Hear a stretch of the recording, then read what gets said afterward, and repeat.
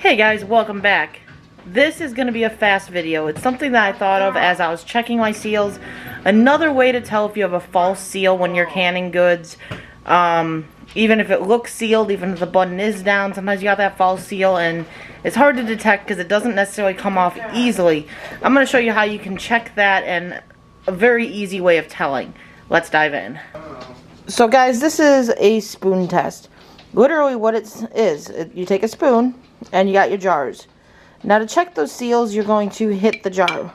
Not the jar, but the top. You hear that sound. This one I have not put in the water bath yet. Listen. See how it's dead, kind of, and this is more of a chime? Now, as you're going through,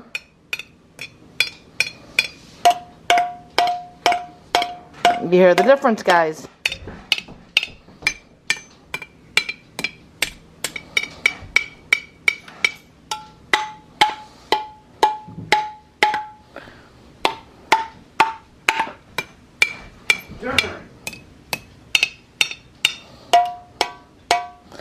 So, just to kind of reiterate, these ones are sealed. If they make that nice little, like, chimey sound, they're sealed.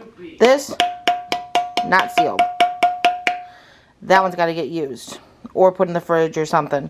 But that's just an easy way to see if you have a false seal. As you see, the button is down on this. But it's not sealed. So, don't want that to go to waste. We'll throw that in the fridge and I'll use it tomorrow to feed the dogs. Because, of course, I didn't check before I fed the dogs today. But that's all I wanted to show you guys. Stay safe, continue canning, and be kind. You don't know what anyone's going through. We'll catch you on the next one.